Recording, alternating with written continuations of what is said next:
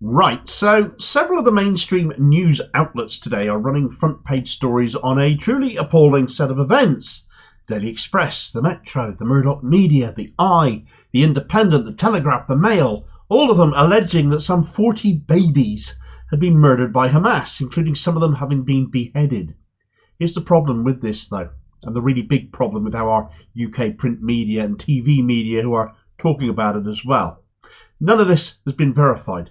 Even the Israeli Defense Force, the IDF, have not confirmed this story after apparently having been asked 3 times by Sky to do so. So why is it an unconfirmed, unverified report is being peddled as fact when it clearly hasn't been proven?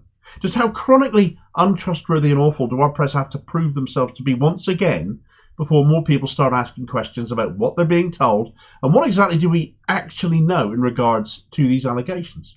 Right. So it's been on the news, it must be true. Even when the reporter says the reports on these baby murders are unverified, it doesn't matter, because just the mere fact it's being talked about registers in a lot of people's minds something about it. It must be true. That gets backed up when so many of our mainstream papers will carry that same story and have been carrying that same story on their front pages as if it is irrefutable fact, thus hardening more people against Palestine, which is being deliberately conflated with Hamas, despite the two not being the same. For example, our fascistic Home Secretary, Suella Braverman, looks set to criminalise the flying of Palestinian flags, despite Hamas having their own flag. But don't talk about that, Suella, will you? But let's not worry about little details that might be important like that. Sticking with a Sky News theme, though, but scraping the barrel bottom all the more, was the conduct of Kay Burley yesterday on the media narrative towards Palestine. He was interviewing the hapless James Cleverly, who has been falling over himself, fawning over Israeli diplomats and pledging himself to an apartheid state, when Burley asked him, "What do you think about your opposite number David Lammy sharing a platform with the Palestinian ambassador, who has basically said the Israelis had it coming? Would you share a platform with him?" Talk about teeing up a Tory with an opportunity not only to attack Palestine, but attack Labour too. Well done, Kay. An hour later, Burley was interviewing Labour MP Stella Creasy and went from Hussam Zomlot, that ambassador, basically saying what she had alleged when interviewing James Cleverly, to that Israel had it coming, to claiming it was what he actually said. Burley has been torn to shreds on social media over her conduct because that Palestinian ambassador, Hussam Zomlot, never said any such thing. And in her typical arrogant, "I'm a journalist, you don't know what you're talking about, I do" fashion, has been chipping back at those pointing at her dishonesty, notably Michael Walker and Aaron Bastani of Novara Media, who clearly touched a nerve with Burley telling both to stop messaging her. Not even honest in that response, as they'd actually only tagged her in their responses to her actions on Twitter, with Walker calling Burley a playground shit stirrer, which I thought a touch unfair. The playground is a lot more professional. Burley wasn't the only one, though. Andrew Neil put out a tweet saying, "Unconfirmed reports that Hamas has slaughtered 40 babies, beheading some, increasingly and sadly looking like being true. Major news outlets now carrying the reports. The English language does not contain the vocabulary for an adequate response to this." Actually, it does. It's called "Get the facts right before reporting something is increasingly looking like being true," because nothing has changed since last night. Former BBC newsman John Sobel quote-tweeted Neil saying, "Dear friends and former colleagues at BBC News, if this doesn't describe an act of pure terror by terrorists, what does? The guidelines that I followed for years are no longer fit for purpose and sadly have the effect of sanitising." This was a swipe at the BBC referring to Hamas as militants and not terrorists in their news bulletins, as per their guidelines. But again, that argument is excusing the actions of Israel, the land occupation and apartheid that has driven this violent response, because nobody in the rest of the world notices until violence erupts. There are even more mainstream voices saying the same thing here. Neil, incidentally, has also said he doesn't believe in Israeli apartheid. He thinks it's a left-wing propaganda meme. So quite frankly, why anyone takes notice of what that ridiculous little man says anymore is beyond me. He acts like Hamas do this for kicks and totally ignores the established history of the region and the treatment we see every day happening if we choose to look, because sadly it doesn't get mainstreamed, thanks to people like Andrew Neil. But what is the truth of the matter? What do we know? Well, the Sky News last night in their media rounds happened to mention this story comes from one Israeli journalist that she was told, apparently, by Israeli soldiers that at least 40 babies had been murdered in Kfar Aza. The journalist in question, Nicole Zedek, works for I24 News, which is an Israeli-based news channel, so hardly impartial.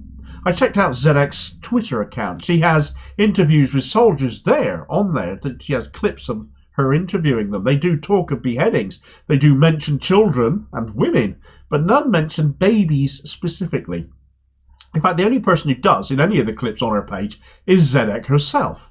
Now, in no way am I belittling the violence and atrocity here. It's horrible. I absolutely condemn it. But isn't that what Zedek should be doing too, rather than, as it appears, as these reports regarding babies remain unverified, made up? And the longer that goes on, the more it looks like it's been made up. The I24 news channel itself is basically the Israeli version of Al Jazeera in that it broadcasts worldwide in all manner of languages. Nicole Zedek works for I24 English, for example. And actually a lot of the problems with the impartiality and reputation of this channel come from getting that English-speaking channel. According to a Haaretz investigation in 2018, I24 wasn't doing very well. And to improve their prospects, they wanted an English-speaking channel to broadcast in Israel, as well as a local news channel to broadcast in Hebrew. And in order to get these things, they decided the best way to do this was to kiss the backside of Benjamin Netanyahu as hard as they possibly could. In their bid to get what they wanted, I24 went along with the wishes of Netanyahu, which included banning former regular guests, cancelling any programme deemed too leftist, and even having a say over staffing.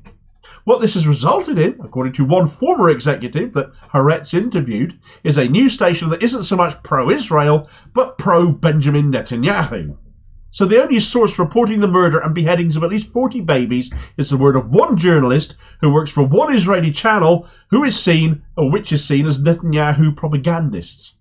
Fortunately, it isn't the only source we have to rely on in actively pursuing the truth behind the story. Where our media here have just been repeating the allegations I24 have made, Turkey-based Anadolu Agency have literally spoken to the Israeli army itself over this matter, and they are saying they have had no confirmation of the allegations made that Hamas beheaded babies. The response from the Israeli army spokesperson unit, as they have reported it, quotes them as saying, "We have seen the news, but we do not have any details or confirmation about that." If that confirmation does eventually come, those who committed such a heinous act deserve to be dealt with accordingly. Of course they do. Obviously they do. But by not even waiting for that, our media are showing the side they picked in this confrontation. And it doesn't matter how it began or why it began, because it doesn't matter if Israel are committing apartheid and treating people like animals and keeping them in what is in effect an open-air prison. It doesn't matter that Israel last night attacked the checkpoint between Gaza and Egypt to prevent people leaving Gaza that way. As I reported in my video yesterday on this, that Egypt were allowing people from Gaza to escape into Egypt. It doesn't matter that US troops are about to get involved. It doesn't matter that whilst we talk of Israeli babies getting killed, a genocide looks like it's about to take place, and half the population of Gaza happen to be children themselves. Even if this atrocity does get proven true, it doesn't justify doing it in Gaza as well in return. The UN has warned Israel that military action must be conducted in accordance with humanitarian law and to protect civilians, but they've turned the water and the electricity off, so they're blatantly in violation of that already. Why would any of us believe they won't just wipe Gaza off the face of the earth? And what then, UN? Shrug your shoulders, slap wrists and forget about it all again, otherwise you'll get accused of being anti-Semites? That seems to be the attitude towards Israel every time, doesn't it? We're being told to believe Israel good, Palestine bad. Israel, the occupiers, are somehow freedom fighters, and Palestinian, the occupied territory, and the occupied people are the terrorists. We're being softened up to accept something truly fearful or face being criminalised here in the UK by our own government if we disagree, as Braverman has implied, and try to show solidarity with Palestine by waving a flag. Stories like this one, narratives so harrowing that we fear to dispute them, lest we look bad ourselves, still need to be proven. And we should be demanding that as a minimum and not be cowed by what others might think of us, who are sucked in by shamelessness being sold to us as journalism, by people not worthy of the name.